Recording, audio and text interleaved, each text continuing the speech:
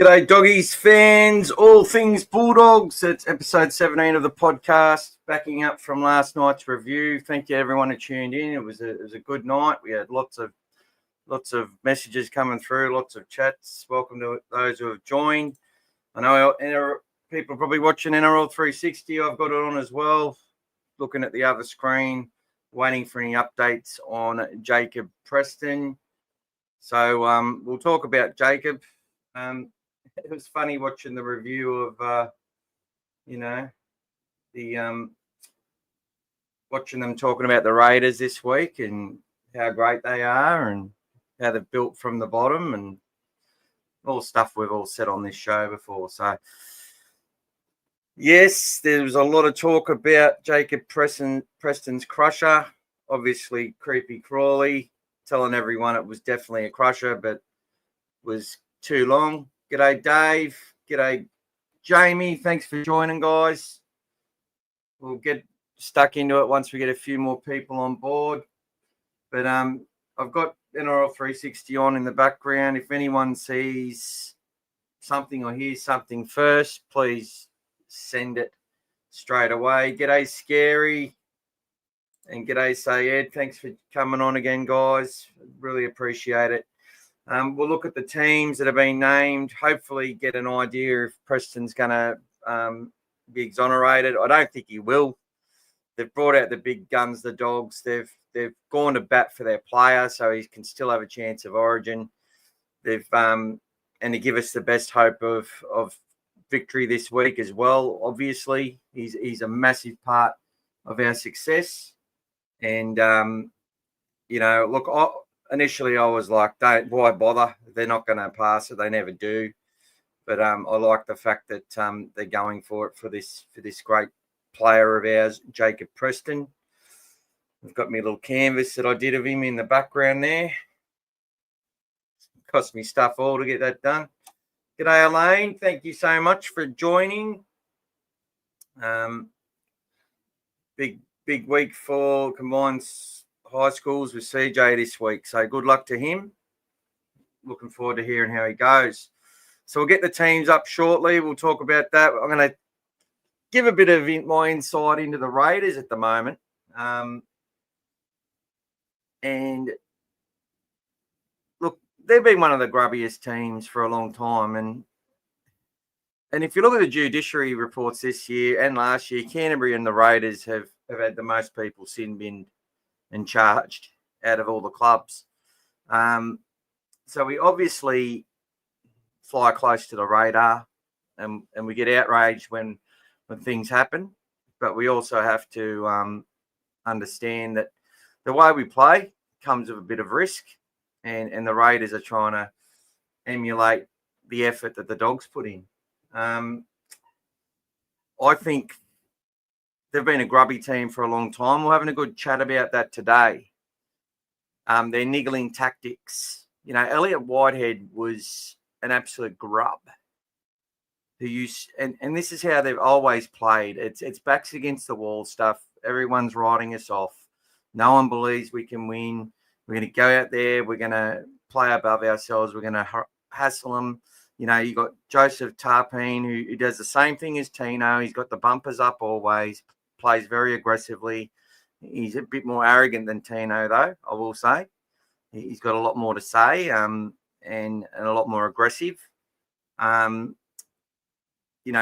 like Hunter Young are very chirpy. You know, watching the game on the weekend against the Storm, like normally I'd be back in Canberra to beat the Storm because it's tall poppy syndrome. You know, you want to see the underdog get up. But I was watching that game and, Tom Starling laying all over the ball.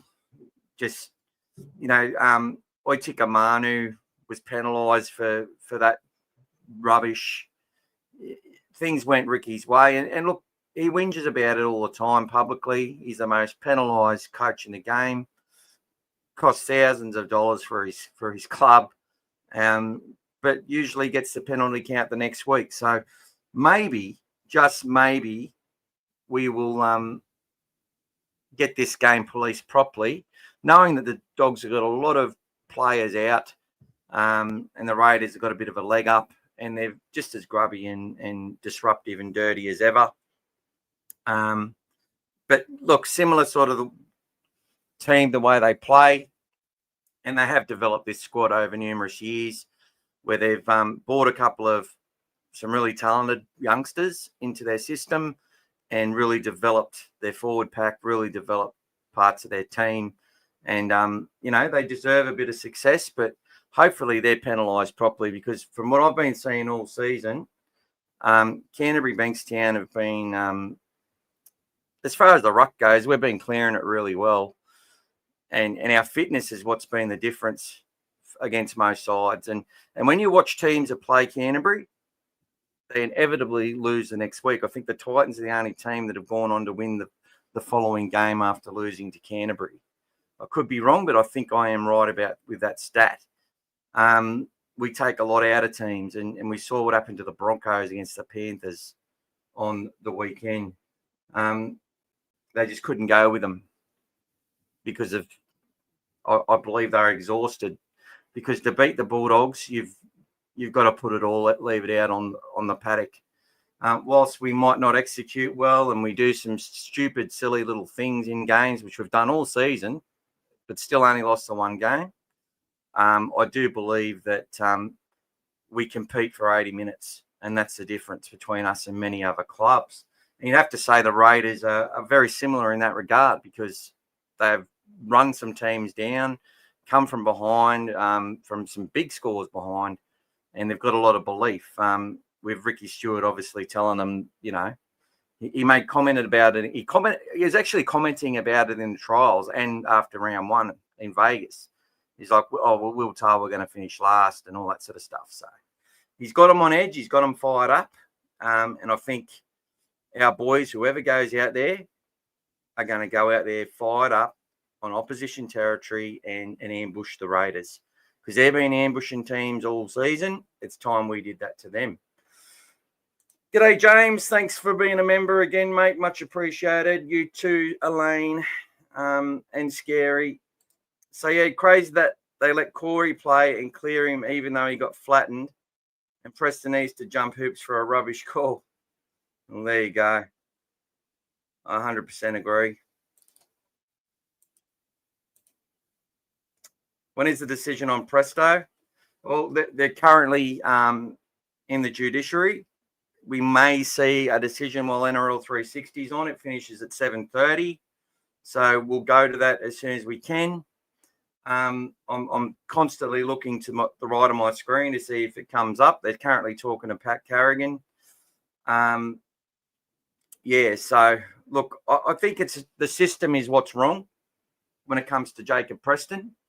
I spoke a lot about this last night, rather than just being outraged over the amount of weeks. Like, look, the panel on NRL 360 all said it was a crushing tackle. I don't believe it is. I believe he's been pushed onto his side backwards, and Preston's actually lifting his arm to give him space. And they've said part of the defence is they've talked about how they've been training for Tino to reduce his offloads and that sort of thing, and to stop his post-contact meters. And they've been working on their technique to not give away any sort of penalties like that or put players in danger. So they've talked about all this sort of stuff. But the whole crux of the matter is the penalties that players have to cop as an incentive not to put the NRL or their club through any sort of financial burden. As far as, well, the club still pay a financial burden. The player pays a financial burden. They have to pay a fine, which the NRL collects and keeps. They don't have to pay any lawyers. They don't go there, and they pay that instead of taking a week or fighting for that week. Now, if you look at a lot of the Grade 1 charges from this year, the NRL has been gaslighting us to say there's been 100 more penalties for high contact this season already than last year. But that stat was taken before round 8. And once they brought Magic Round in a couple of years, that quickly changed. They just did the crackdowns at different times. And I swear there is directions to do things at different times so that they can talk about things in the game and statistics in the game at certain points of the game of the season in order to, provide their rhetoric and spin. Because at the end of the day, clubs are making, the game's making more money, participation's up. Clubs that are down the bottom of the ladder are still selling out of merch, like the Tigers have for the last few years, the Bulldogs. You go to Leichhardt, it's packed every week. You go to Wynn Stadium, it's packed every week. You go to Cogger, it's packed every week. You go to Brookvale, it's been sold out for the last 3 years. Shark Park's pretty much sold out unless the weather's terrible. This looks great on television. It really does. It looks great on television. And so if people are disillusioned, they know that the tribalists can't walk away from their side. They love their team. And they keep watching, they keep tuning in, and their NRL keeps taken from your pocket. Right? But look, we love it. We love our game of rugby league, and we understand. But I think a lot more needs to be done in grassroots, and there needs to be a lot less. They seem to want this drama. They love it when, the ref gets isolated and he's looking through the footage, and then they send him off to 10 in the sin bin. The drama it causes. Not to mention all the betting involvement that goes up live when that happens. I swear they love it. They don't care if there's bad publicity around it. And then they just, do what they should be doing for the most part. They get a couple wrong, but get most right. And then what happens? We all forget about it. And then then we have another crackdown next year. Another crackdown at another point. I swear it's deliberate. And the system, where there's all these grade ones, where many of them, it's like, God, this isn't a grade one. But it's like, if you come in and fight it, you'll be suspended, because we're not going to overturn it for the most part. We're not. We've already looked at it and made our decision. You're guilty, right? So there's no incentive. And then that loads up. So you've got, in Preston's case, essentially you've got 3 incidents which shouldn't be a suspension in any case. Because he cops the fine, the third one's loaded up to 3 weeks. And if he fights that, he's getting 4 weeks. I wish I talked about it a lot earlier. I've always had issues with it. But until it bites you on the bum, you don't realise. And, this sort of stuff, other fans who hate the Bulldogs and the banter, they'll be hypocritical about this issue. Many aren't. Many are like, I don't agree with this. And many people don't think a lot of other opposition fans look at Jacob Preston as one of those players and go, God, I'd love to have him in my club. He's just a hardworking, tough, unassuming, humble fucking person. And then they've got a scenario where when we're going to be without him, he doesn't get to play. And then you've got the media saying it is a crusher. It's like when the commentators tell you what you're not seeing. You're seeing this. What you think you're seeing, you're not seeing. They tell you what you're seeing. I don't think there's some huge conspiracy, but I think they're conditioned to go with what the NRL thinks it's seeing in a game, if that makes sense. And they infuriate it. Like, you've got Vossi on the weekend trying to essentially go, well, that should be a sin bin, surely, for something. It's like, no, we don't want a sin bin. We just went through that. They're not sin binning. Like, they keep bringing it back to the, if things are, they get outraged by too many sin bins, but then get outraged when they don't sin bin enough. It's like, leave the sin bins out of it. They just ruin the contest. Let the players work it out. Suspend them later. It's ridiculous. And this shit, Tino wouldn't stay down. Tino wouldn't stay. He's not the type to stay down. Bullshit. He's a competitive rugby league player who wants to win. He stayed down. He milked it. Took the next hit up without a problem. Nothing wrong with him.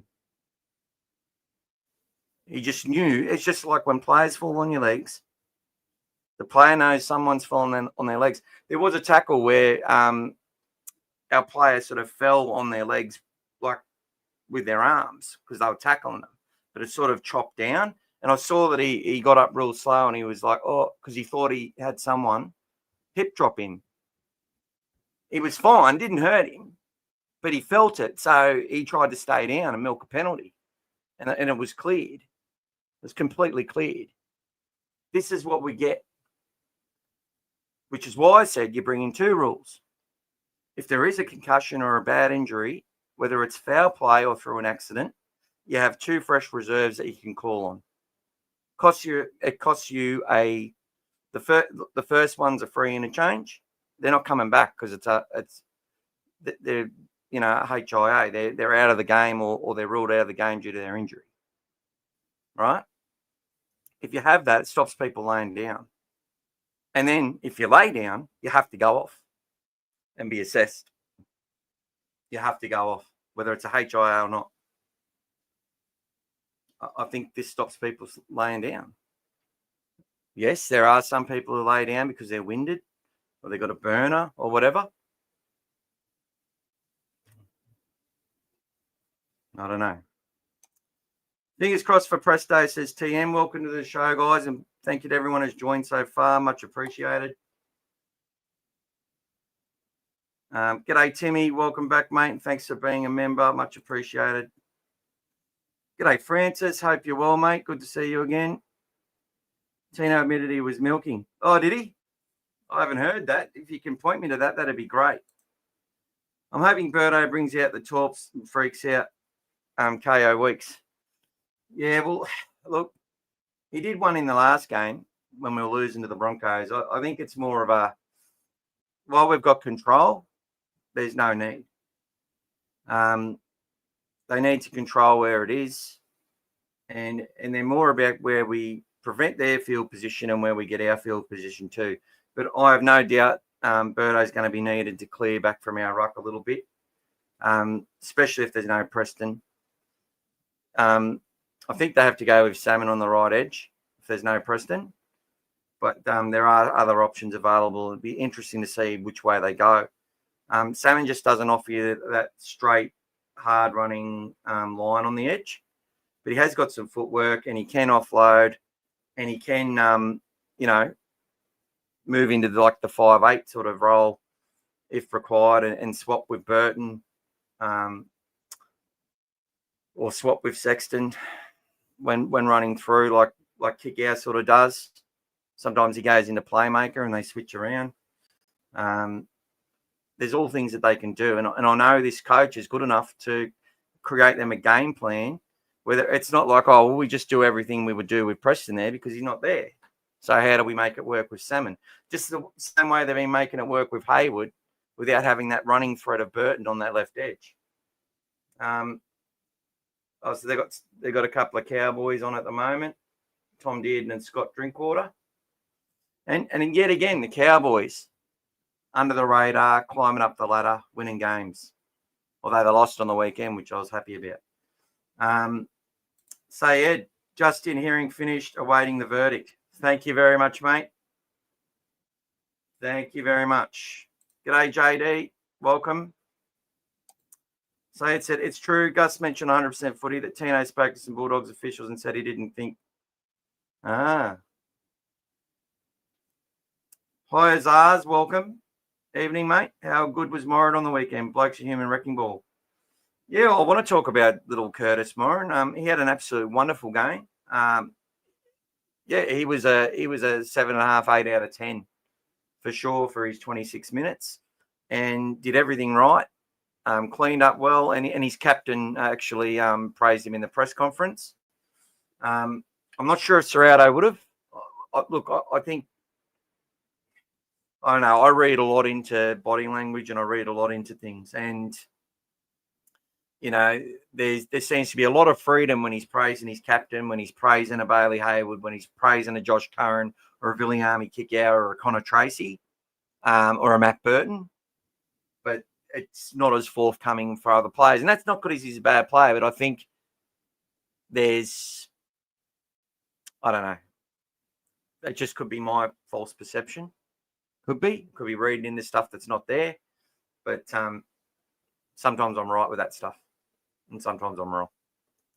But I think Curtis, look, I'd love nothing more for him to play himself into a Bulldogs extended contract for 2026. I think that would be outstanding. I love him. Many players, many fans do. He's all heart. We talked a fair bit about him yesterday, and I'll look forward to hopefully him talking about him after Saturday's game, because he's a special player and loves the Bulldogs. And, you know, he may not be with us, you know, come next year, or there's a lot of crazy stuff happens this time of year, and people, you know, good players, good fringe players, even though he may be an NRL first grader every day of the week, but especially good fringe players can add value to a lot of teams, and a lot of teams are going hunting this time of year. So we'll see what happens. I just know we've got a few players there that other teams would want. So I'm always cautious and thinking about it. Timmy, Dom Young on the way out of the Roosters.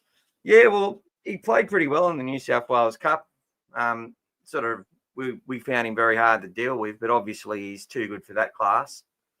But it's a real shame, because what I saw from Dom Young as at the Knights was someone that was really hard to deal with. His post-contact, and he was an all-effort player. And I think he's just lost confidence, and I think he's there's something's happened where he's lost confidence, had a couple of injuries. You know, the send-off he got against Blake Taff, where he knocked him out, and we had to send him off. I think there's just been too many these coaches don't allow players to have too many sort of setbacks or too many things go wrong. They pretty much, they get a black mark on their name, and that's it. G'day, D. Welcome. Glad to have you here, mate. Crichton with 22 consecutive conversions. How many goals will he kick before he misses one? Well, if I say a number, he'll miss the next one for sure. I think Canberra might be not sure what it's going to be like in Canberra on Saturday, but that'll have a lot to do with it. But he's just got that beautiful, relaxed style, you know, and he may miss every kick he takes from now on. It's a subjective thing, but let us know what you think, guys. How many is he going to kick in a row? He's the type of player who might go and break the record as the backup kicker. Wouldn't that be good to see? So yeah, that Dom Young, going back to you, Timmy. He was a player that I had very high hopes for. But yeah, these coaches, these good coaches, it's sort of like 3 strikes, you're out. You know, you're missing poor tackles in games, overreading things, dropping balls, getting fatigued, doing silly things, causing silly penalties, all that sort of stuff. Eventually, they just have enough of it, and you've got a really hard way to get back. And if you're on some coin, and obviously this is the Roosters all over lately, isn't it? It's like they go buy Newcastle's best winger and pay way more, you know, and he's got the sunnies on, he's doing all the tours, he went to the Bulldogs, went to the Roosters, had to have him. He was the shiniest winger on the market. They had to have him. The Roosters have to have all the shiny things. I think Gus said that on his podcast a few times, actually. You know, there was problems with Spencer Leniu. There was, you know, Chad Townsend's gone there, the shiny player off contract, looking for 1 year. Grand final winning halfback. Not that anyone wanted him, but that's no disrespect. Not intended. Timmy says, I reckon we can win with or without Presto, and I'm predicting a close game or 1-12. Just eagerly awaiting this. Actually, I need to fast forward. I don't know what's happening. Found guilty. Of course it is. Look, we could be jumping the gun, but yeah, they're never going to approve it. They're never going to approve it. And this is what I say, the system pretending to give you an incentive to take your money, to save them money and time, means that for innocuous, ridiculous little nitty things that they are trying to control and penalize people for and make people accountable for, when it's, especially if there's any sort of hoo-ha from the match. Like, I go back to the Stephen Crichton suspension with RTS, and to have the commentators saying he should have been sin binned in that match, it was bullshit. RTS got concussed because he fell into his shoulder. End of story. No one should be suspended for that. And when you're getting loading on top of that, on those type of incidents that are out of your control, it just makes it a farcical situation. And they don't care. The system has to change, and there needs to be a commitment to change it. Don't break defence. Welcome. Next man up, we stand together. James Drat. Yep. My KO's just frozen, so my internet's probably not that good at the moment.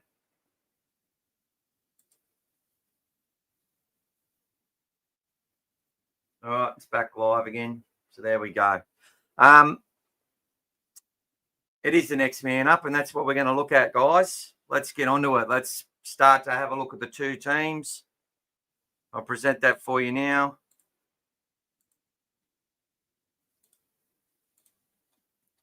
I'll just make it nice and big so we can all see it.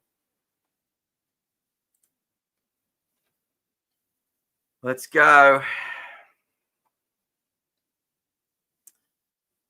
So it's KO Weeks and Connor Tracy. Now, I will go through some of their stats. Tracy's averaging 203 metres a game and a lot more involvement in the try assists. KO Weeks sort of been more of an individual in the way he's gone about things. Jacob Preston already averaging 194 metres. Tamale at about 155. Haven't looked at the centres yet to compare them. Montoya's at 155 metres, doing a good job. So look, our game's a yardage game. We control the possession. We control the position on the field of the other team. They have to kick long. Now, we've had some sides that haven't had their full complement of halves, and we have to understand that. You get a team with Jamal Fogarty that Hoops is getting ready to come back on and tell everyone it was a guilty verdict, obviously, but we will wait. So they'll be back in 60 seconds, and we will go to that. I'll actually turn it on so we can all hear it if people aren't watching it. Ethan Strange, not the biggest kicker in the world, but Jamal Fogarty can kick it long, kick it deep, and very accurate, both long and short bombs. Brings his wingers into play, brings the competition into play. So we will be catching that footy closer to our try line a lot more than we were on the weekend. I can guarantee you that. And it's going to be a real tough grind to get out of our end sometimes. We have to be prepared for that, and they will be. And they will know. Because this team seems to be prepared for every occasion. You know, they go out there and get frazzled by this grubby Raiders side. Different things can happen. I'm going to turn it up. Massive blow for the Bulldogs. Jacob Preston has been suspended for 4 weeks for that grade 1 crusher tackle. So that means he misses the top of the table clash Super Saturday against the Canberra Raiders. Then he'll also be missing against the Roosters, the Dolphins and Parramatta. It also puts his New South Wales Origin dream up in smoke. A big blow. The Bulldogs mounted a strong case. Jacob Preston was adamant that he always exercised duty of care and that he specifically trained to avoid crusher tackles. The judiciary panel did not accept that evidence. They have found him guilty, out for 4 weeks. Braith. Were they close at all, Hoops, or was it just not even a chance of Preston getting off? No, they actually mounted quite a strong case. They had the hotshot Sydney lawyer, Paul McGurr, and he asked Jacob specifically about the week leading up to the particular game, what focus they had put on Tino. I actually thought Preston represented himself extremely strongly, but ultimately the Judiciary Chairman, Jeff Bellew, he said you can put all that to one side.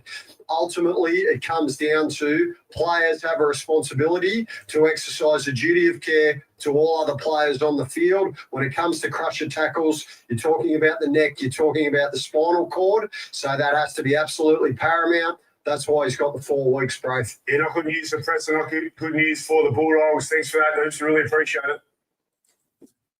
Thanks, Braith. I'm absolutely fucking gutted. Like, I was prepared for it. I'd already prepared myself that he was going to be out, but now he's out for the Eels match, and I'm going to watch that match. So I'm being a little bit selfish there myself, but I'm absolutely fired up and pissed off about that. Yeah, that's not right. That's not right. Well, we've got to look at what do we do now? What do we do now? Who steps up? Where do they come from? We're going to have train and trial players, New South Wales Cup contracted players available after round 10. We can delve into that, look into that. The next 4 weeks is going to be tough. No Preston. We don't have Curran for this game in the Roosters, and we won't have Satili Tupanua until after the Eels as well. So we're going to be missing Preston and Tupanua for the Eels match on June the 9th, which completely sucks Dogs' balls. Timmy said we had the better starts at the beginning of both halves in all our games to date. If we can get out to an early lead and shut Canberra out defensively, we can win this. 100%. Except the Broncos game. Well, that's it. That's sort of where I was going on to. We made that mistake, Tim. We made that mistake. Marnie comes out of the line.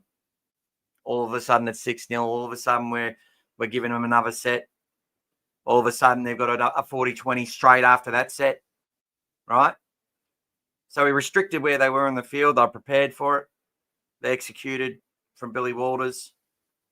You know, we didn't get to have the ball and get in the grind for ages, right? Next set, we get someone sin binned. They get taken up the field. By the time we got down there, we just didn't have much. So we were fatigued. And that's what it comes down to. Look, we have to make sure we're not overawed by the occasion. We don't let these grubs from Canberra put us off our game. We get through our set, whether we make 25 metres or 20 metres or 50 metres, it doesn't matter. Birdo gets a big bomb, and they have some plays ready to take the Raiders on and exploit them. They concede points. They're averaging 22 points conceded per game this side, and they've won 5 in a row.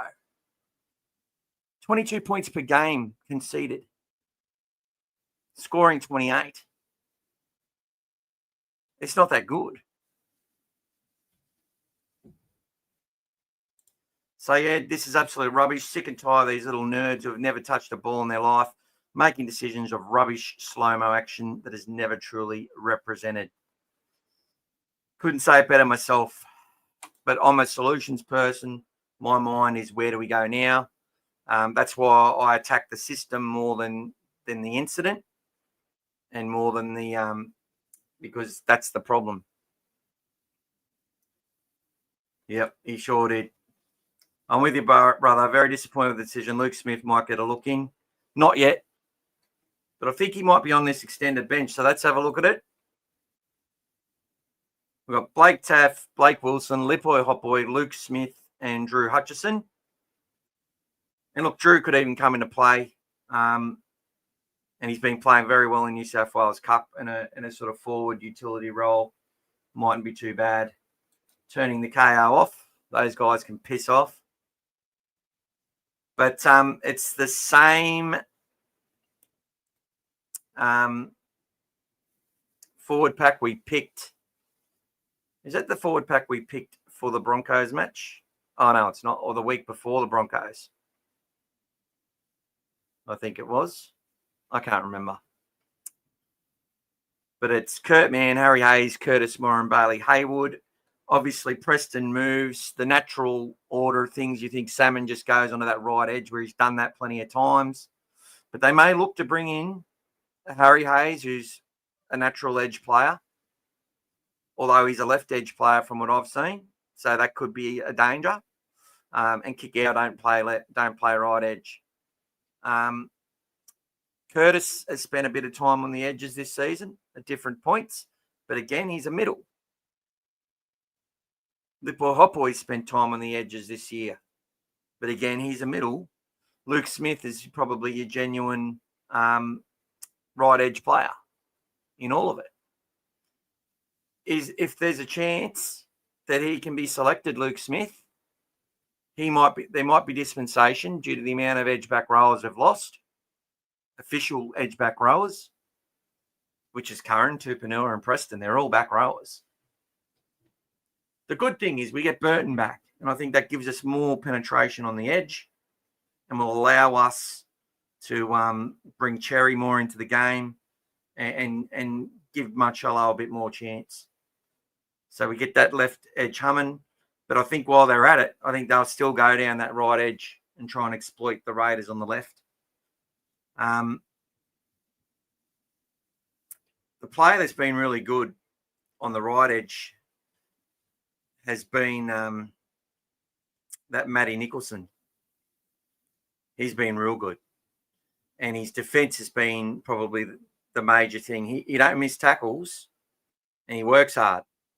So they've got it. Morgan Smithy's probably the most up and down player they got, but he can throw an offload. We know Horsburgh's crafty with the way he can run the ball, get post contact, grabs hold of players, keeps his legs going. They're doing their homework right now. They know what they got to do, and they're learning it quick, smart. So Luca Fafita, I've been impressed with him, and I'm looking forward to him stepping up to this challenge. We know King's going to be there. King's averaging 155 metres a game, which is his all-time best result. Let's have a look at King. So career-wise, he's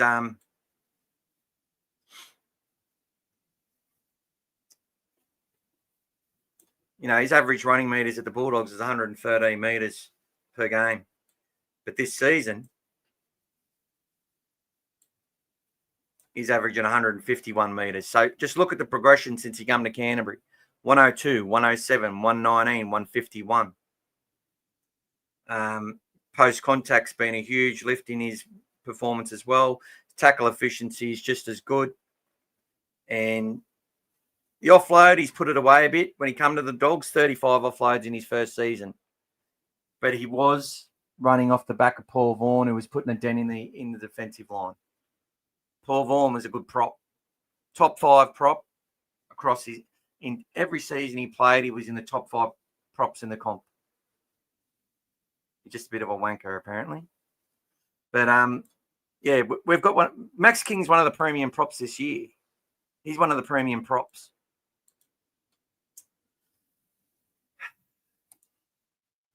I think Mann will get more minutes. Yeah, I think he's going to have to, definitely. So he's going to have to play the 46 minutes that Salmon would play if Salmon does move into that role.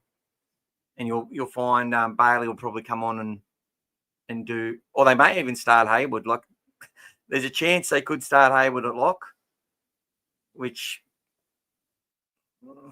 I don't know if I'd agree with that. I think he'd be in for a tough day in the middle. But I'm sure he'll be up for it. And the coach will probably back him in to do it.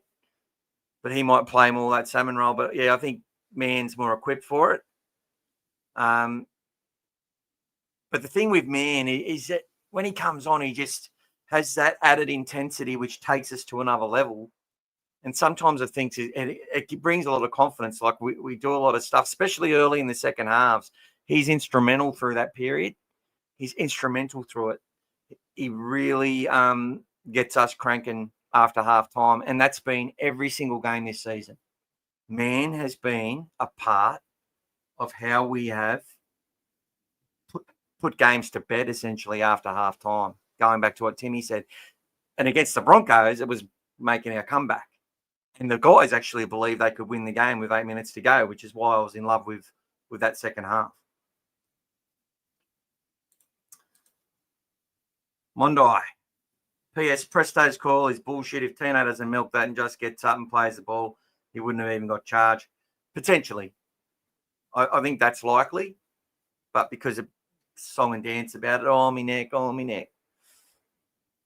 They stop, they look at it, everyone gets outraged. They say, different fans, oh, the fucking grubby Bulldogs, Dave, 4 weeks break will be a bonus for Jacob's development and strength. Nice spin on it, mate. Nice spin. I love Prestomania. We wrote a song for Prestomania. It's corny as. It's lame as, but I love it. And so does he, I'm sure. Yeah, he's going to be fresh and important for us.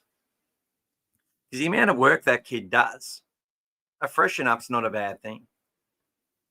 I don't think he'll lose momentum. I think he'll come in and he might have one sort of solid game and then be back to his best consistent best every single week.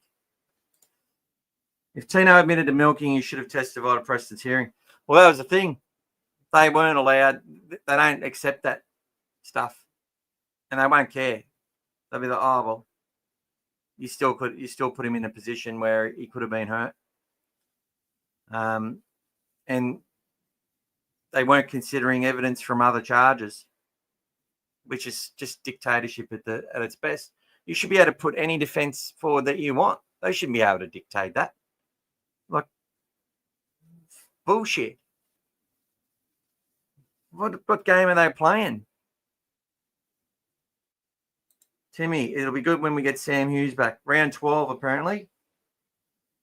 So that'll take us into, I think is that the Eels game? Interesting.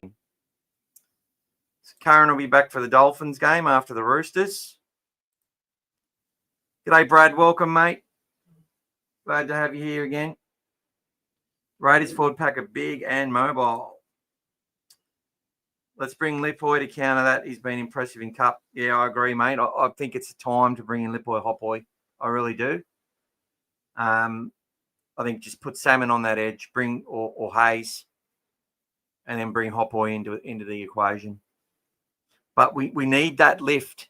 We need that lift of intensity off the bench because it's imperative to what we do. They pick the team that goes out there and gets things started, gets to work, gets in the grind, goes set for set, hopefully forces things their way, gets some points. And it's the back end where sometimes they loosen up a bit. They bring players on, they get confident.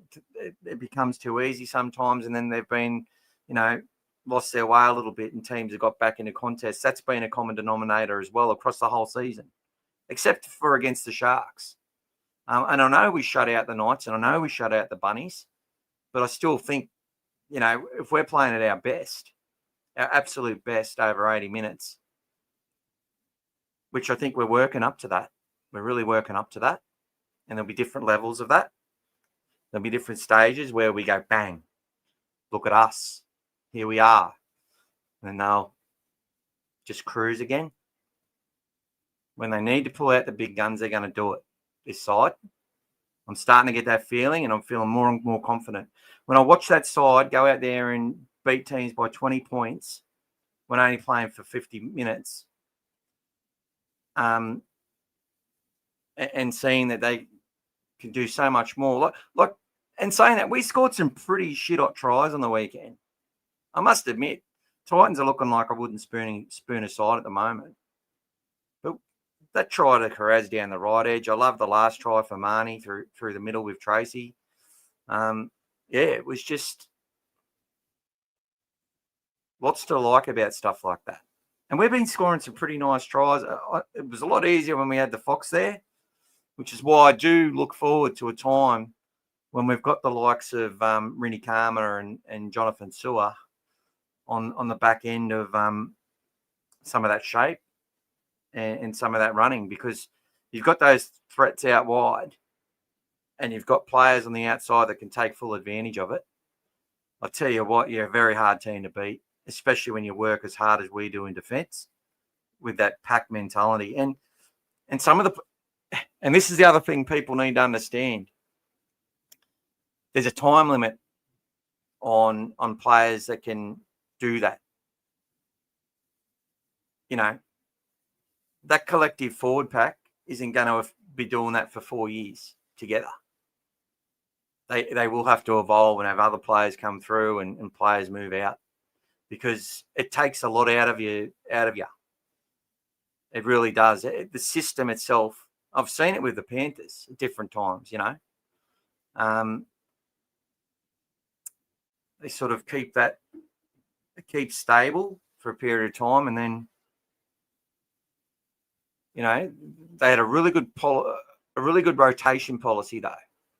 And I think I could see that last year with what they were rotating Curran and Hughes around. Then there was injuries. They're bringing players in and debuting them, ones we didn't expect, like Hayes and Helpoy. And we will start to see players come through like Luke Smith, like Jack Underhill, Jack Todd, who we already saw. So, yeah, these guys are going to emerge and be developed. And they're getting talented players of a certain sort of dynamic. A lot of edge back rowers that they're turning into middles. And why is that? Because they're fit. They can tackle all day. They've got skills usually. They can offload. They can pass. They got a step. And that's just a common thing with these edge back rowers a lot of the time. Then you get them through the middle running lines and ripping in. And they're courageous. And they can play long minutes. And that is the team we're building. That's what's happening at Bulldogs Town. And other clubs can see it in plain sight.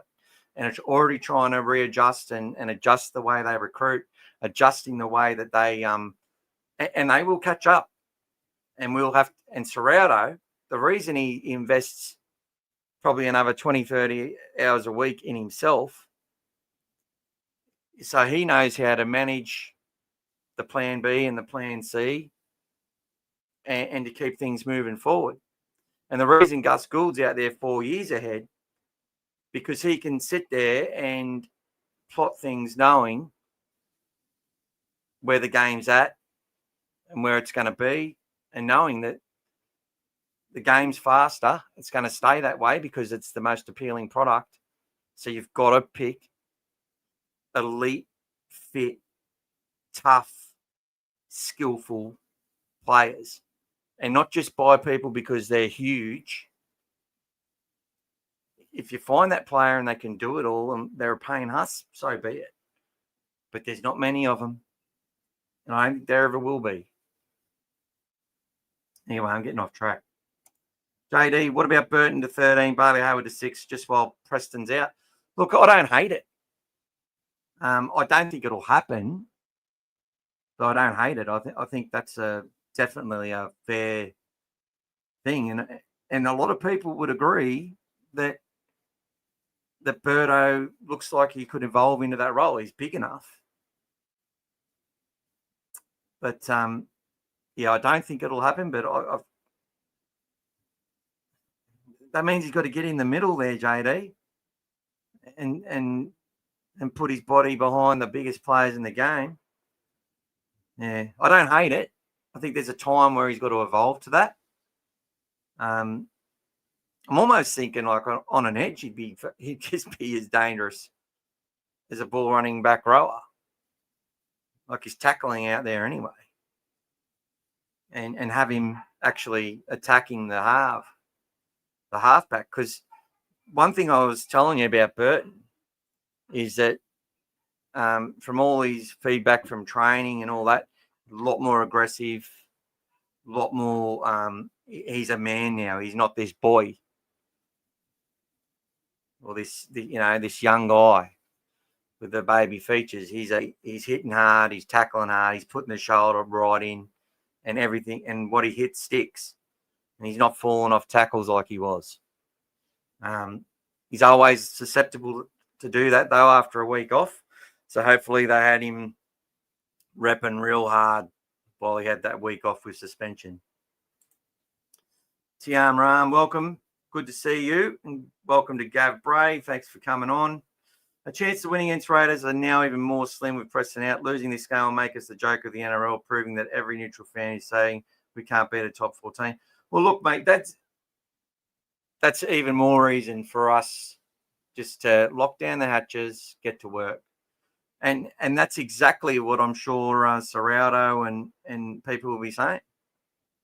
They're like, we know how good you are, and we know that you're going to give this comp a shake, and you're going to just get to work and believe in the system and do what you got to do what we're going to plan for. And if we execute it and you play anywhere near your potential, you'll beat the Raiders because you're better than it. That's what they're going to tell them. And as far as us fans go and the rhetoric, any fan that says, oh, you aren't the real deal because you haven't beat the Raiders. Raiders just beat the Storm. Raiders have won 5 in a row. They've come back for some big margins. And we're missing 4 players. Satili Tupanua, Josh Curran. We're missing Sam Hughes already, who is building up to be a really good contributor in the front row for us. And we're missing now arguably our best player in Jacob Preston. The rise of this side has coincided with the arrival of Jacob Preston. No doubt. Him and Jacob Carraz are the centerpiece to our involvement. And obviously the signing of Matty Burton. 100%. Can add Reid Marnie in there as well. There's all these other pieces that fit. But it's the heart, the passion, and the way they've won us over. They're the players that give us belief. Because you know they will never stop fighting to win. That they just are determined to win for themselves, for their mates, for our club, and for their fans, for us. And they do it. And the win rate's been pretty bloody good over the last year and a bit. We're on the right track. And it doesn't matter what fans say. You take the equivalent salary cap and the equivalent players out of that Raiders side. Yeah, they might have still won. They are at home. They have got their confidence, but they would definitely struggle. You take Hudson Young out of that team. You take Matty Nicholson out of that team. He's playing really well. You take their other big prop. Take Corey Horsburgh out of that side. They're not as tough. They're hard to beat. You know what I'm saying? Gav, what are your thoughts on Burton at 13, Hayward stays at 6, Curran returns? Well, that was just suggested by someone else, unless I already went through that. If I have gone through that already, I'm sorry. But, yeah, Curran doesn't return until the Dolphins, Gav. And, yeah, I don't think Burton will be I just don't think that's going to happen. Oh, JD just said it. Burton to 13, Bailey Hayward to 6. Yeah, I don't think it's the right option.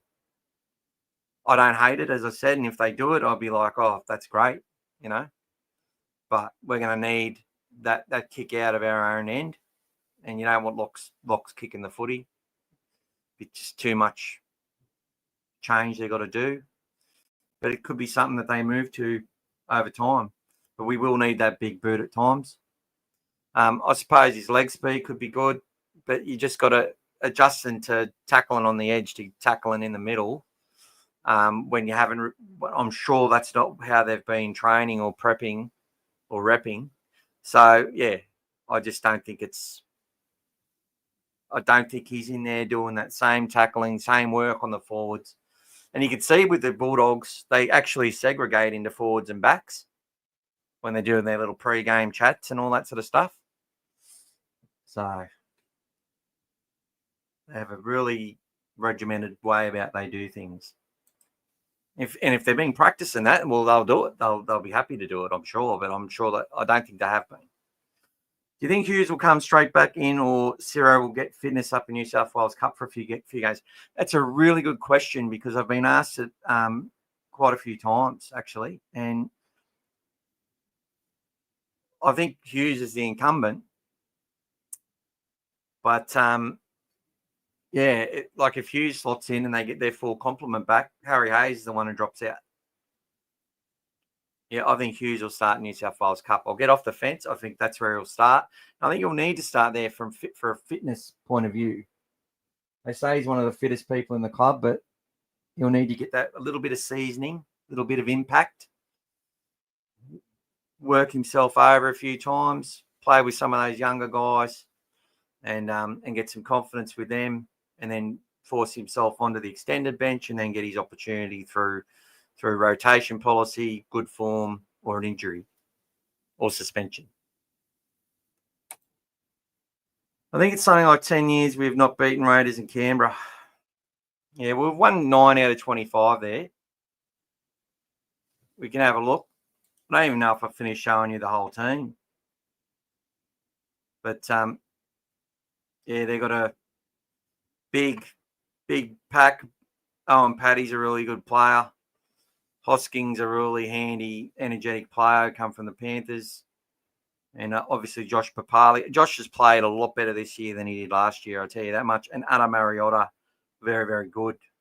And then you got players like Simi Sasagi, Asami Solo, Trey Mooney, all in their reserves, and they've been developing for a long time, those kids. So they got a lot of depth. But I think we can beat them. Team stats, Raiders ahead 24-19. We beat them at Belmore last time. They beat us at Magic Round the time before. Even Ledger last year, they've won their last 5, 20-18 over the Storm. Came back from 28-6 down or something like that against 28-12 at half time versus the Dolphins to win 40-28. We're losing to the Titans 16-6 and beat them 30-20. Smashed the Eels 50-12 and beat the Sharks 24-20. We beat the Sharks 20-6, 20-0 over the Knights, 32-0 over the Rabbits, 18-2 over the Broncos in the second half. Forget about the first half. And beat the Titans 38-18. 258 points scored, 198 against. We've only conceded 118, scoring 212. Completion rates are identical. Tackle efficiency, they're a bit better than us. 26-4, 14 against versus 28-4 and 22 against. Their play the ball speed is quick, with their big boys getting off the ground quickly. Their back three getting off the ground quickly. And obviously being allowed to do so. Ours is slowing down all the time because we've dominated games so well that refs have literally let teams lay all over us because they've been struggling so much. That's what I put it down to. Outright rubbish half the time. We've won 9 of 20 games, which is nearly 50%. There, and our wins overall, we've won an additional 14 matches in the era over the Raiders, and we've played 7 more games because we've played more final series since 1998. Okay, so there's your stats there, guys. So, yeah, I think the boys will be fired up for the game. They're going to go out there and show why they're number one, prove to the whole roster that we're the real contenders, and that's it. And that's how you do it. You go there. You're like, look, we've got some guys that have had to come up. They've been playing cup all year. It's giving opportunities to flag players. It's giving opportunities to players that have been, plying their trade in Ron Massey Cup. They move into flag games. They move into cup games. They will feel the club. Well, they just stepped up and they won. We're going to win here. We're going to do the job. We're not going to let them players down. They've gone in first grade. and proving their worth, we're going to prove our worth here. So that when we get to make sure we get another opportunity, it all feeds off each other. And the ones with the right attitude, the trying to beat each other to get to work every day, that's what it's becoming at the Bulldogs. It's the same advice to everyone. Be the first one there. You know? All of a sudden they're getting to work 2 hours early. But winning breeds winning. Iron sharpens iron, as my friend, Brad Graham loves to say. And I 100% agree. G'day, Aussie guy. Welcome again, mates. Great to have you on, as well as I don't know how to pronounce it, but a Burrs. Preston being found guilty proves that having an ex-NRL players and officials on the judiciary panel can't be trusted to be impartial. Especially Simpkins, the ref. Oh, my God, he was horrible. He was just, I don't know. He just seemed like he was scared all the time. No. Blow, blow, blow, blow. Oh, I didn't like him. And Tony Pilatua, overrated. No, he's a good player, good Penrith servant. All the suspensions just keep our team fresh for a good finals run. Love it. Glass half full. Tiam, we cannot sleep if we get ahead like we did against the Titans. And that point was made earlier as well. Raiders have come from 12-plus deficits in the last 3 games in a row, and they've won. So we've got to play 120% for 80 minutes to even have a chance. Look, I believe they go out there. But see, I watched the game against the Sharks. Sharks come out thinking they're going to blow us off the park. Right? I've said this a few times. We had stuff in our arsenal, right, that we didn't show the week before when we could have, when things were tight against the Eels. We had stuff in our arsenal. We're missing players. Kikau and Burton. Put Preston back onto the left edge where he loves it. And they didn't know what hit him, the Sharks. And we drove him into fatigue, and we drove him into disbelief. They didn't believe they could win in the end. It was similar watching a little bit of them against the Tigers when the Tigers beat them, and when we beat them last year, where they were just running downhill, the Sharks, and should have won, and had overlaps galore, and just couldn't nail it, just couldn't seal it. Nearly got field goals as well, but we beat them. We held on. And I think it does stuff to their brains. Because it's like, oh, well, we've lost Royce Hunt, but we've got Aden Fanua-Blake. We're better. Arguably just as an easy draw as they've had, or they have travelled a lot to start this year, I must say. They've done a lot of kilometres, and they went to Las Vegas. So you've got to give them their dues there. But they haven't looked the same team at all, and not an 80-minute team. And I noticed in some games that the Sharks have been pacing themselves. And this is what the point I wanted to make about the Raiders, is that I'm not sure if the Raiders will fall into the Sharks' trap of expecting to go out there and blow us off the park and establish a lead and then be able to manage the game through the grind after that. And essentially, that's what we've been doing, is going out there, getting to work, pushing players back, restricting their yards, winning field position, winning possession, and then executing a couple of plays that we've been practicing when teams start to get out of breath. And that's what happens. That's what we've been doing. And then the period after that, I do believe if the Bulldogs go out there and just, okay, we just got to keep working, keep patient, be happy with 12-0, be happy with 6-0. Not have to feel like we have to be 28 points in front, because I think it'll actually make the Raiders more dangerous if they've got to chase 2 or 3 tries, because they've got some players and they've got some speed that are willing to have a crack.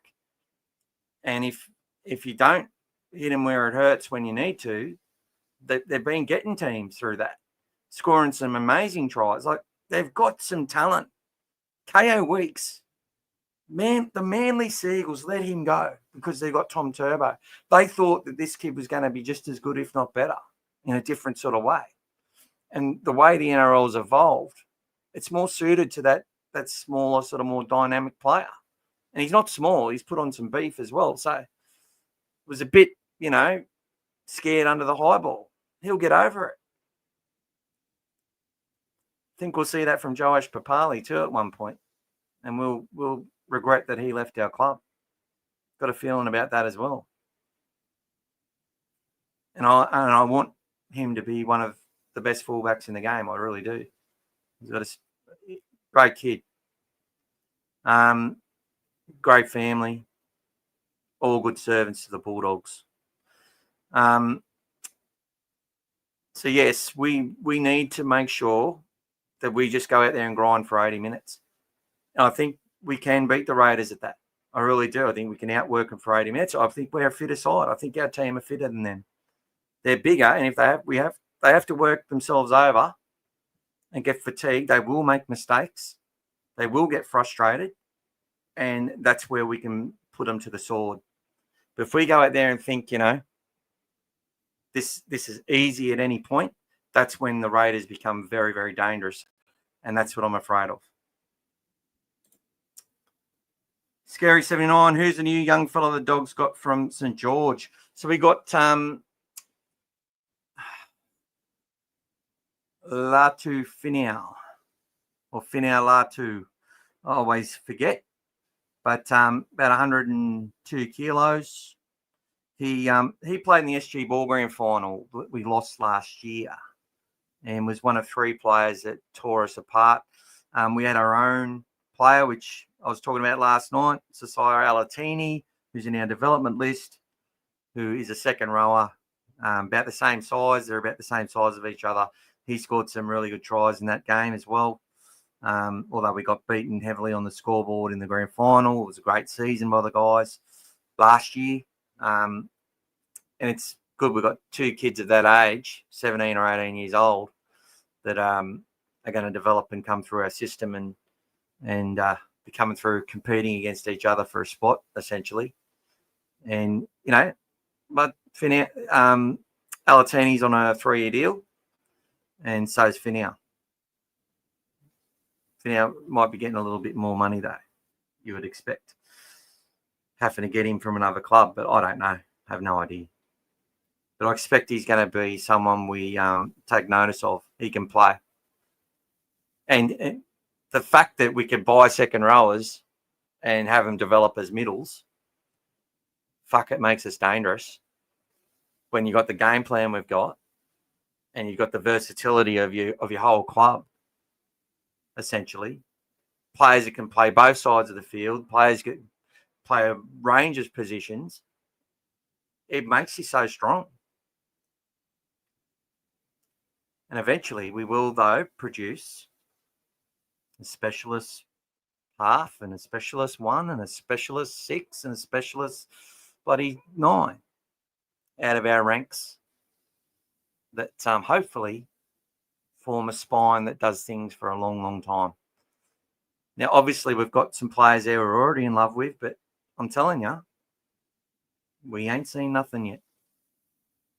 And if that results in us getting a grand final this year, God help us.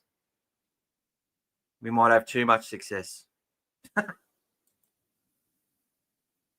Burton come played third in the Australian team for a bit, I'm pretty sure. Yeah, I think they used him in that utility role. Yeah, you're 100% right, JD. But only for sparing minutes. I just don't think it's the same. He didn't play there to start. Coming off the bench, a bit different. They just they were just trying to find a way to play him. And I'm pretty sure in those games we were well ahead. I'm not sure. Can't remember. So, well, Burton's game against the Rabbits was poor, and so is his game against the Broncos. He kicked only twice in 2 games. We definitely need his long kicking against the Raiders because we struggle for meters. Yeah, well, look, they've got variation there. It becomes very predictable that when Burton's in the side, that if he's getting the ball to kick every time, it just becomes predictable. He's come off an MCL, mate, which does things to your legs. He's not kicking the goal. So, there's one thing to say, well, if he shouldn't be playing if he's not 100%, but no player's 100%. And he's classy, and he's there for his running game. He's there for his passing ability, his defence, which has improved out of sight. And the Burton bomb is a coaching directive. It's only to be used at certain times.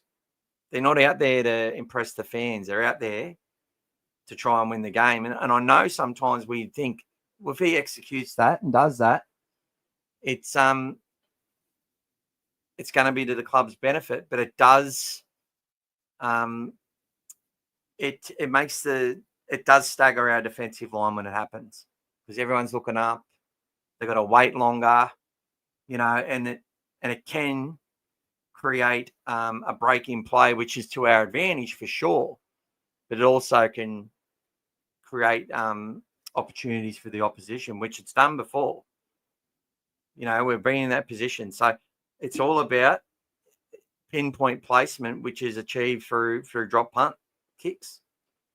The Burton bomb is only going to be there in certain occasions, as much as we love it.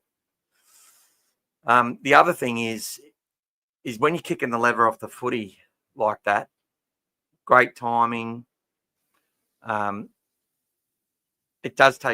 brings more fatigue into your legs and stuff. So, which is why I haven't minded having Critter taking the goal kicks, because I believe that will free up Burton long term to be able to be more dynamic with his kicking and do that sort of stuff more often, because it takes a toll on you. It certainly does. They're playing rugby league. They're into massive collision mode non-stop. AFL is not the same. Collisions aren't the same. It's a running game. Ours is a collision game, non-stop, up and back. And, yeah, to be the kicker, you've got to, yeah. For anyone who's played and been the kicker in their team and had to do the work that these NRL players do while doing that, it's not bloody easy. It's not easy at all. So, look, I agree with you. I don't disagree in many ways. And talking about his game, he always needs the run. And he wanted things to happen. He played impatient. He made mistakes. But you got to remember, in that Broncos game, he was heavily concussed, man. Heavily concussed. He went all right in the second half when he was on. So, and he was suspended as well out of the match. So it's been a frustrating season for Matt, because he started the year well and he looked like he was going to have a massive season for us. And so far he's had 4 sort of games, with 2 of those games heavily interrupted. So I will say this about Matty Burton. He's got some big games in him. And look, and he was making breaks and doing stuff in that game before against South. The Burton bomb, he bombed about 4 tries. I know. I saw it. I talked about it. But we won 32-0. And we can afford to carry a little bit of that while they develop. So hopefully Matty's tuned to perfection, goes out there, tries to keep it simple, runs the footy, be patient, be prepared just to turn the ball over to him in good field position, keep him down there and tire the fuck out of him, and then, be prepared to pull the trigger when it's the right time to do it. And if he does that, you'll find the game will open up for him, and he won't have to chase the game. It'll find him, and he'll be ready for it. Full confidence in Matty Burton. Up the Dogs, up a mad, Mick. Love your work. Thank you, Big Roo. And I'm so glad you got to watch those doggies win on Sunday, Arvo, mate. Broke the curse. Yeah, I'm not super confident for this Raiders game. We're pretty under strength, and Raiders have games can be pretty hostile place, especially when they're winning. Well, this is what we want, though, mate. It's what our team needs. We want this. We need it. I'm not scared of losing anymore.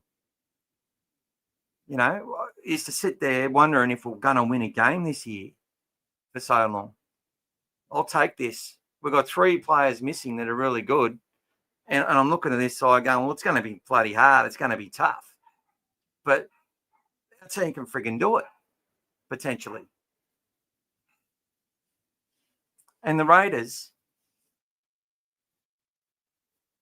they had a couple of flat performances this year as well. That were actually flat. They've been up for a while. Are they going to be up for this? Sure they will be. And I'm sure we will too. And whatever the result, wherever it is, we'll know where we are. We know what we've got to do. I'll trust that our coach will get us ready for the Roosters. Goes back to Fortress of Core. We've got 2 weeks there. It's very hard to beat us there. The fans will turn up. They'll get behind us. And we'll play well. And we'll do well. Might suffer a few losses in this run without these players. That would be expected, would it not? But don't stress about it. Don't worry about what other fans say. Let them say what they want to say. Our club will get down to business. We've got a long run home. We have our 3 buys pretty quick. Then a long run home against quality opposition. Cowboys in Townsville. Melbourne in Melbourne. And I think playing, Manly. Penrith twice on the run home. It's definitely not going to be easy. We're now officially the underdogs, which suits us perfectly. And that's the thing. Beware the underdogs, the dogs of war. OG 27-5 style. Welcome. How you going? What do you think the reason Kurt Mann is playing shorter minutes this season? Injury or Broncos game, for example, only played 19 minutes. We'll need him longer for the next few weeks, I reckon. Good question. Thank you so much for that. Appreciate it.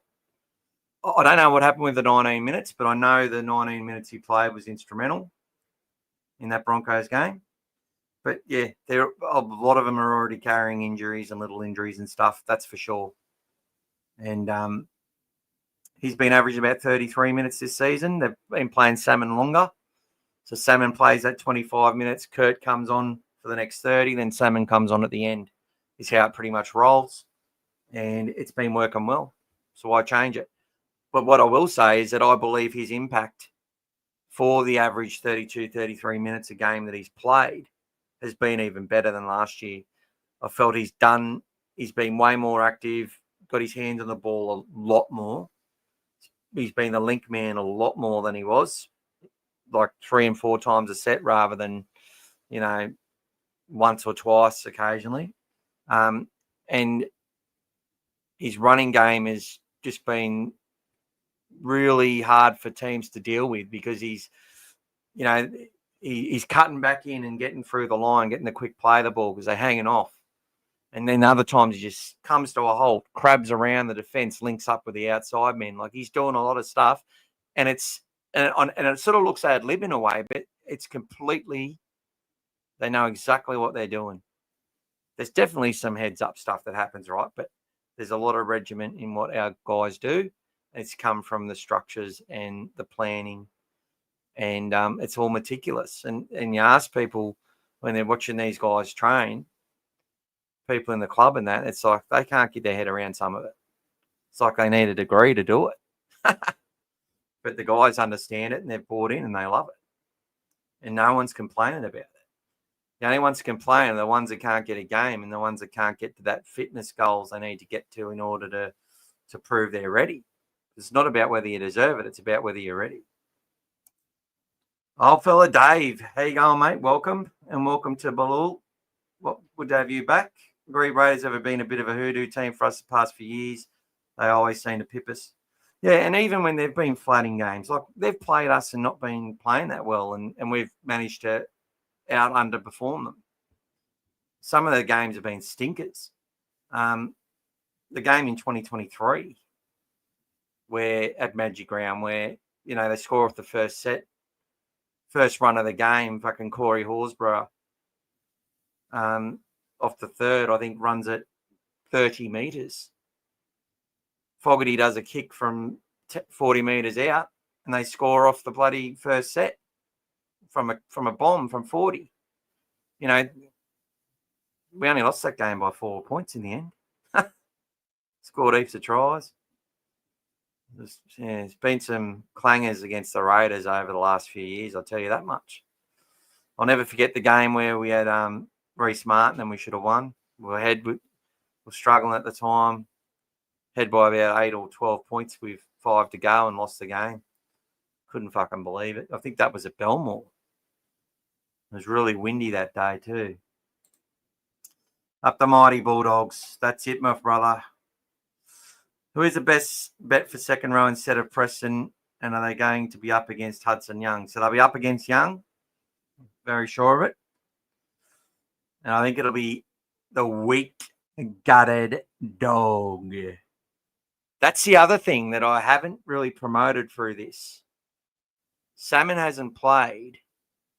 I don't think Salmon's played against the Raiders since Ricky called him a weak-gutted dog at the Panthers. And there's no better player for him to come up against and clash with than a firing Hudson Young. I think we'll see Salmon absolutely get up for the challenge. I think you'll see him running harder. I think you see him driving harder in defence. Like, he's been one of the main guys in that pack that's been... It's, you know, you look at the bobsled and you got they're all running the bobsled. I sometimes think of that. They get hold of these players and it's like they're running them down the hill, getting Tino and running him sideways along. Salmon's there all the time doing it. On an edge, it's a bit different. We've got to worry about the reads. Is he prepared for that if he's doing it? I expect he's the one that's going to go there. I think it'd be a big call to put Luke Smith out there if he's eligible to play against him. And I think it'd be a big call to put Harry Hayes out there. I'm sure Harry would be up for it, but I just don't think it's going to fit in. I think Salmon's the natural one to slot in there. He's done that right edge and left edge plenty of times. And Ricky's boy Hudson, his little lapdog Hudson Young, who plays with a lot of toughness, a lot of enthusiasm. The weak-gutted dog, I think, is the man to take him on. I really do. And hopefully he'll have us cheering for him for doing it. Let's be honest, some of those calls against the Storm were controversial. They are missing quite a few key players in their edge as well as Harry Grant. 100%. They're not the same without Harry Grant. It's like the Panthers. You take Mitch Kenny out of that hooker position, they're not the same side. But you give a player a few weeks in a row, they develop and then they can start to get their game on. But yeah, they're vulnerable without Grant, that's for sure. And they've had a few injury concerns of themselves. They scored some good tries. They're dangerous still, no matter what, and they're well drilled. But yeah, some of those penalties to the Raiders were corruption almost, in my opinion. Definitely not 50-50s. Timmy says Fanal Latu has been named on the extended bench for the Dragons this weekend. Well, there you go. And good on him. And hopefully they utilise him, Timmy, and we get to see a bit of him. G'day, Shelley. Oh, it's Pete Noonan. How you going, mate? On the missus' account. Very interested on Serrato decision on who comes in on the edge. Yep, that's what we've been talking about, Pete. Sorry it took me so long to get to it. I do waffle on a lot, as you know. We're both big wafflers. Enjoyed your video on Alatini. Looks like a massive talent coming through. Thanks for watching that, mate. Really appreciate it. And if you can comment on it as well, give the kid some, because the kid and the family and that, they're looking at it. And they'd appreciate any encouragement, I'm sure. So thank you for watching it.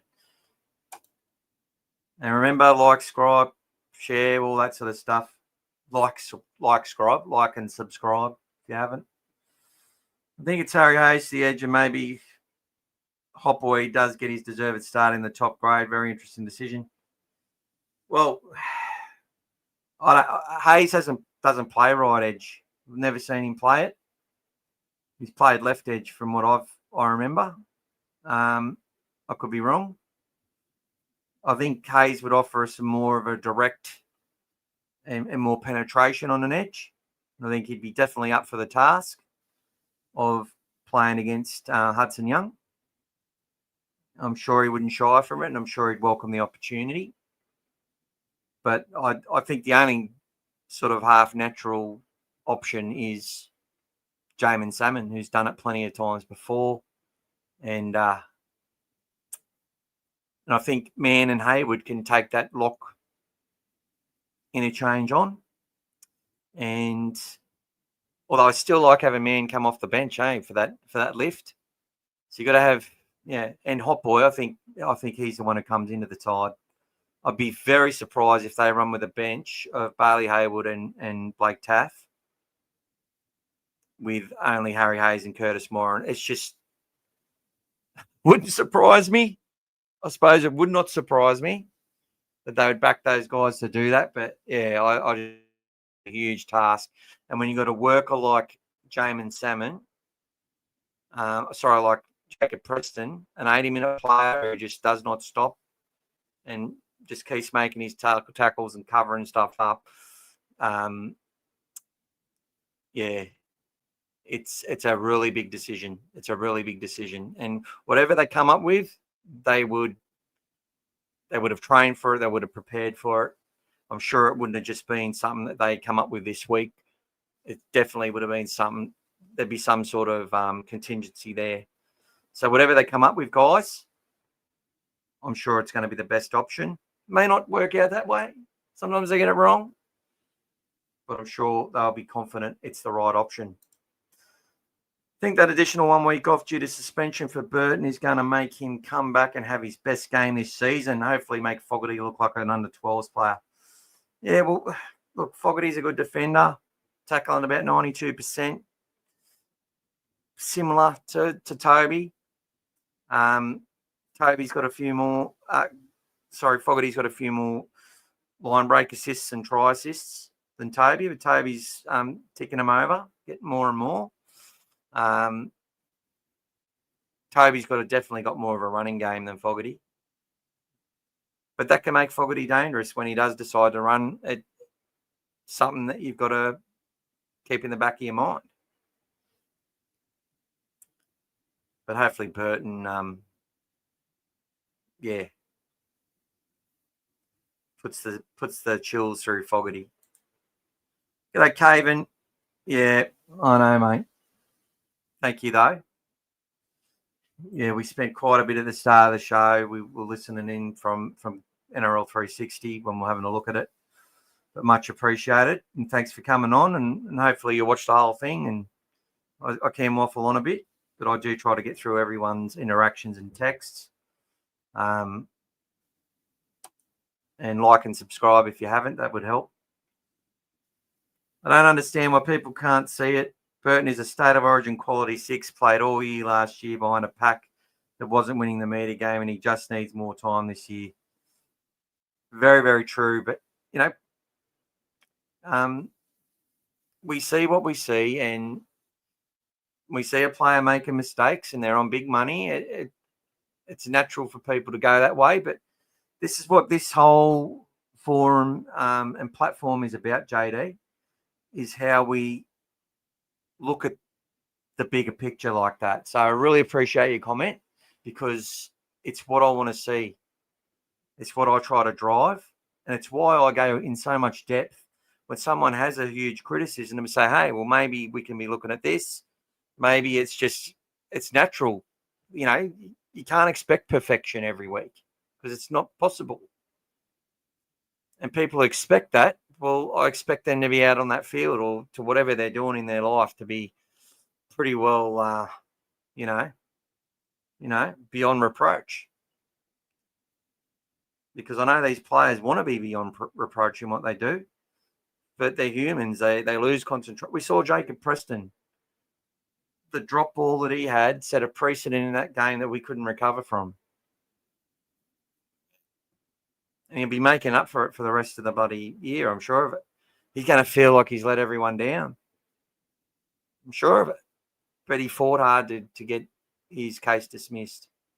But yet, this was through the whole thing where watching us lose. That's why I started these podcasts. I started the videos pointing out the corruption of Jared Sutton, a 6% win rate. The next worst team for him was 30%. Of an average much higher for all teams. And, looking at the media and how they're not focusing on what things they need to focus on and where they're kicking teams while they're down, attacking fan bases, all that sort of stuff for their own, headlines and gain.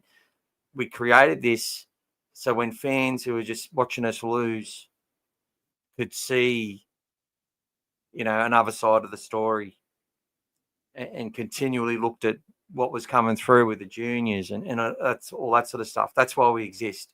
Not to sit and to actually learn more about the game from each other. I've got people who've come on and taught me so much about the game of rugby league, taught me by telling me what they're seeing, and then I have to go and see it as well and go and watch it, right?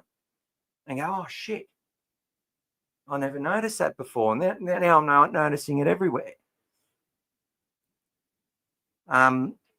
That's the sort of stuff that I really get passionate about, is how we all grow as a fan base, how we have understanding and look towards what people are actually putting in and not holding people to the absolute highest standards in the world that we probably can't reach ourselves.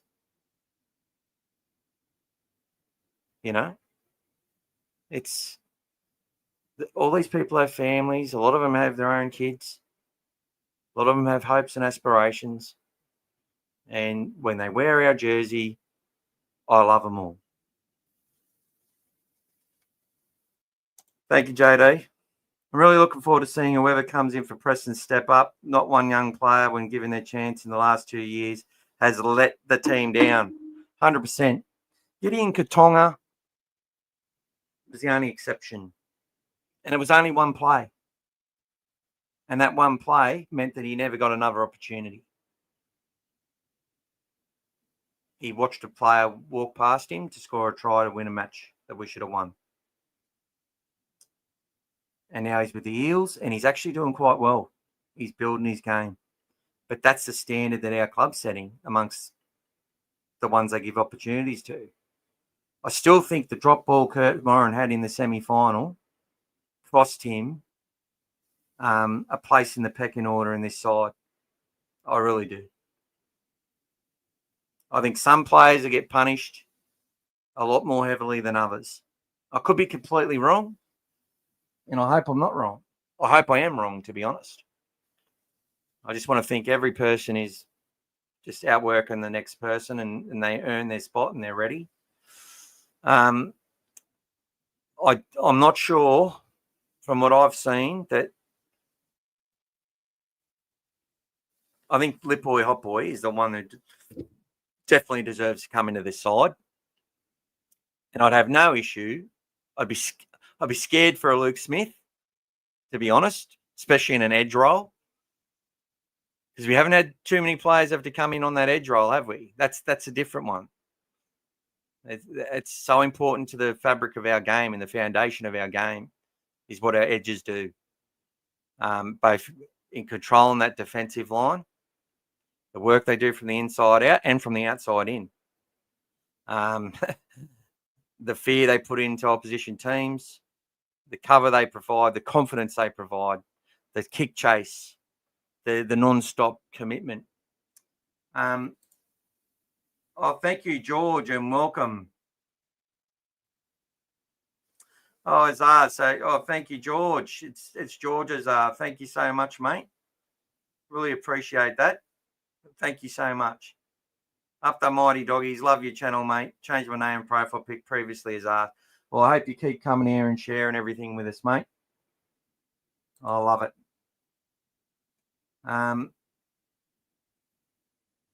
Well done, D. Another great question and insight. Gav, yeah, you're right. We need these kind of games. It's perfect practice for the big games at the end of the year. Just so you know, I'm a Dogs fan that has lived in Canberra my whole life. There you go, Gav. Well, I'm a Wagga Wagga boy. We went to Canberra a lot. Cold, bloody Canberra. And, playing in the Riverina and venturing up to Tumut and Tumbarumba and to Hillbilly, bloody Inbred Central. No offence to anyone. Sorry. My mum's from Cooter. She followed the Bulldogs there from a young age. She liked Les Boyd. I hated him. But there you go. Salmon went to the second row briefly against the Titans and he was quite poor. I'm not sure what you call poor, man. What was happening? Was he missing tackles? Was he... he's not the one to take a lot of the runs. I felt he was quite good in that game in the middle. But we'll see. We'll see what it's up for. I need to go and watch that a little bit more.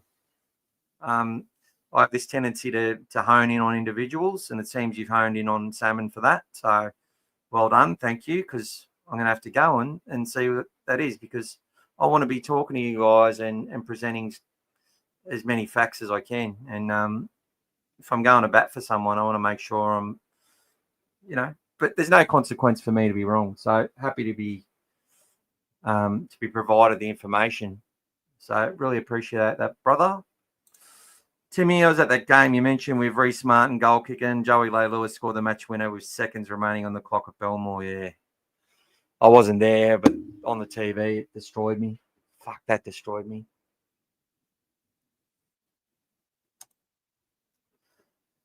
Someone has played Ricky against Ricky since for Penrith. He scored a try into the post and screamed, "Weak gun dog." Oh, did he?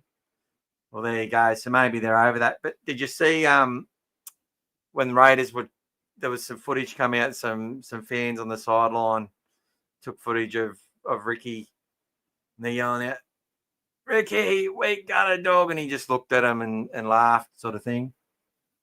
So it's sort of the funny thing now. But yeah, thanks for letting us know that, Gav. Yeah, there's a TikTok with someone. That's exactly what I used to say.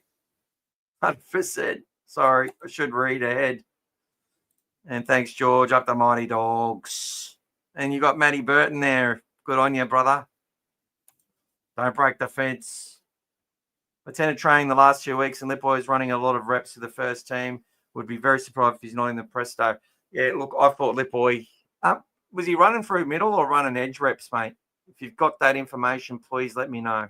Would love to get that information. Well, I'm a big boy. Really good to hear that, mate. Anyone got any sort of info from what they're seeing at open trainings and that, let us know. I often ask. I've got people that I ask, but sometimes you hate asking. I like to be told. They still have open training for fans on Tuesdays. Don't break the fence. Elaine, I'm definitely learning from you and not getting so angry with CJ when he doesn't have a good game. Well, I'll tell you what, Elaine, my mum used to call me all the names under the sun to motivate me. So, and I actually used to play better. She used to wake me up. She used to call me Gunner, because I was always going to do this and going to do that. And she also used to call me Kasaba, the big fat Kasaba. So there you go. I loved it. I knew she loved me. So there you go. Hoping Sexy Town finally breaks the line. Finally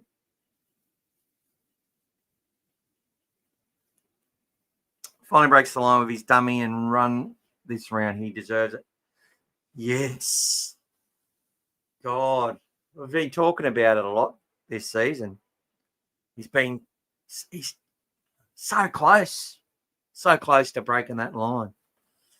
It's like it's the right option. Like he's faster and more explosive and incisive than Hutchison was. Because Hutchison actually used to break the line a fair bit. Hutchison reminded me a little bit of, don't take offence to this, but Tread Hodgkinson used to always make that break down the right edge. Just through that dummy and glide through and set things up. And he wasn't fast and had bad knees. Like, just that sleight of hand could get through. usually off the back of our forwards overworking teams and then quick play the balls and sort of having them sort of scattered and sort of giving him too much respect. But, Toby they just keep reining him in. It sucks. He makes that break. And there's been a few breaks too where he sort of got involved and then, his little chip's gone, barely hit his foot, done nothing, handed the ball over, or, he's run it when he should have kept going with the pass. I don't know. I think Toby's still chasing something, still trying to prove something. But I've been really impressed by his defence and the most part of his attacking game and his execution, been very happy. But there has been a couple of errors. But the good thing is that he's making these errors sometimes in games, which have been costly. But he hasn't let it deter him from his task for the most part. And that's very, very important. He just keeps going, keeps working, keeps sticking to it, and tries to make up for it without losing his shit and losing his mind. And that's important. But I still feel like there's this pressure on him at the moment. You're not odd. Good motivation. Let's go, Dogs. 100%, mate. There's still open sessions on Tuesday, depending on when game day is. Well, there you go. Michael, sorry I'm late, guys. Just come back from Canberra Leagues Club, back and got my jersey signed by Burton, Jack Todd, and Jamin Salmon. Good to see you, Mike, and thank you for joining, my friend. We're probably going to wrap things up pretty shortly. Thank you so much, George, for your super comment and giving me $7 or $8. That's more than I deserve. So thank you so much. Great to have you on, Mike. Unfortunately, Preston, I'm pretty sure you've heard already, has been suspended. We've been talking about who's going to come in. My consensus is that I think the weak gutted dog will move to the right edge, but we need to look at that. Yeah, it is ridiculous, mate. It is ridiculous. It's for the loading. It's the incentive. It's the system's the major issue there. And they're not going to, like, they'd already made him guilty before he went there. The club just wanted to give him every chance. We're willing to risk an extra week for it, which they wouldn't normally. I'm not sure they do that every time. But, yeah, it's one of those situations where the system has incentivized people to validate guilty verdicts on things that shouldn't be guilty verdicts, which then puts them into a loading situation that when something does happen, they cop the full force of it, which for something that, is nowhere near close to that and doesn't pass the pub test. Yeah, well, look, I don't think Luke's in the top 30, and unless he gets dispensation, I don't think he can play. But I may be wrong. I don't think he's in the development list. And he may play. I think it'd be a very big debut to come up against Hudson Young. I back him in, though. If they say he's ready, he's ready. Junior captain of our junior rep captain, just like CJ and Harold Matz, you get that honour, you're a special player. Simple as that. You're a leader. And they've identified it. They see it. And, yeah, they hold you to a high standard. Oh, you're making a Burton sign. Good on you. Well, make sure you bloody contact us somehow. Get on the Facebook page or send us a message so we can pinpoint you and take some photos or something. Every chance we would have lost Preston to Origin this year, which is a shame for him now. Yeah, man.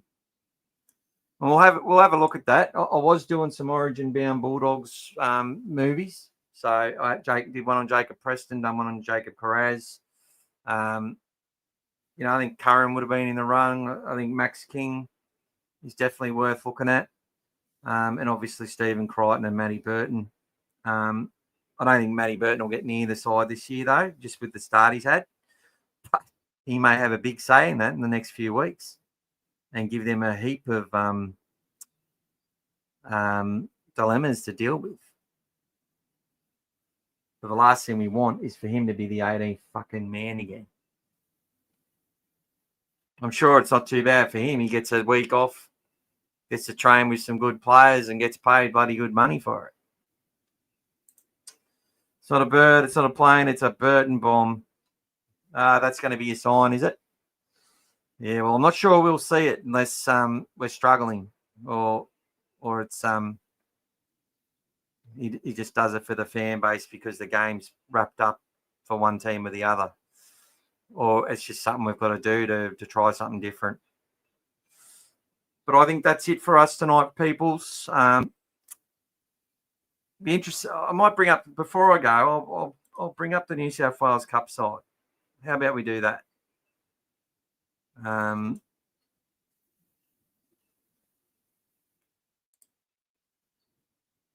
Knock on New South Wales Cup. The Dogs are playing the Eels this week, who are in second spot. Let's present.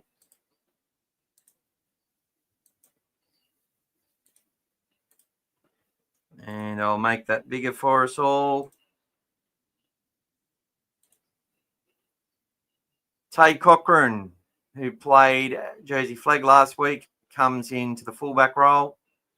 Jonathan Sewer, Hamish Wilson. Danny Gabriel returns, I think, from injury. Sewer pushes out to the wing. Jeffro Brinikama remains on his wing. Joey and Cassius in the halves. Eels, Zach Hunter, Jake Targo, Araz Nenva. They haven't named the other centre. Hayes Dunster on the wing. Matty Hunter, Dean Hawkins. Kanye Kalache, Brendan Hands is plenty of first grade. Tony Matale, Will Latu, Bryce Cartwright, and Ryan Madison. First graders at most clubs, obviously not wanted by their club anymore. Cruz, Nickel Schmidt, Reese Alderton, Brock Parker, and Iverson Mapu Satiu. Our interchange, Patrick Young, who is on our development list. Jed Reardon, Bud Smith. They all played Jersey Flag last week. So obviously this New South Wales Cup side, there'll be a few of the players that played in SG Ball last week. Oh, sorry, not SG Ball, but played in Ron Massey will make their way into that Jersey Flag side. Jack Underhill, Ruben Moyle, Zion Mayuu, Logan Spinks, who come off the bench in Cup on the weekend, did a pretty good job, looked great. Lewis Grossimi is playing really well as well. And Taniela Odokolo, if you've got Bar TV, go watch his performance last week. We lost, but I think the results not really what I'm worried about. I was worried about the way these players were going about their business in our system. And he was someone I was very impressed with as a lock who came here as a hooker from the Warriors. So very impressed by his performance. And Ruben Moore was big on that day as well.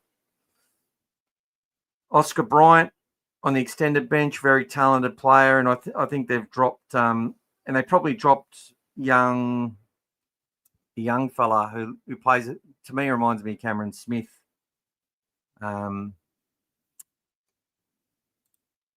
He actually sort of created an issue which sort of he got himself sin bin. They lost a player as well, but they got the penalty when we were about to get the ball in right on their line in front, and we ended up losing the game after it. So they got Jersey Flag here. We'll see who's playing in that. Roy Tatupu, Rourke Kafusi, Will Afawalo, he's doing a great job. Mitch Woods and Taupa. Philippou comes off the bench to start. Oliver Smith starting. AJ Jones back on the edge. Bailey Myers. Alex Conti on the bench. Alatini has come into the flag side finally. David Leota and Chase Patterson. That's what I mean. They just keep rotating these players a lot. And what I'll do... his name's Alan Holton, was the player. He looks every part the hooker, and someone will keep an eye on, but he might have been dropped for discipline reasons and probably be playing Ron Massey Cup. Timmy says Bulldogs 22, defeating the Raiders 14. First try scorer. The week got a dog. I'll tell you what, that'd make some commentators happy if that happens. And I'll look to Ricky Stewart going, fuck. Have a great week, Mick. Go the doggies. T123. And thank you for joining. Much appreciated. Much appreciated. If anyone wants to join, they can. But definitely don't do it if you, you got other better things you need to spend your money on. But I bloody appreciate it. It validates what I do a lot. Quiz Serrato after round one. My Birdo didn't put up at least one spore or bomb. He had a measured response. Guffo was previously caught 9 out of 10 from Birdo. However, I did suggest at least one. He could have done one.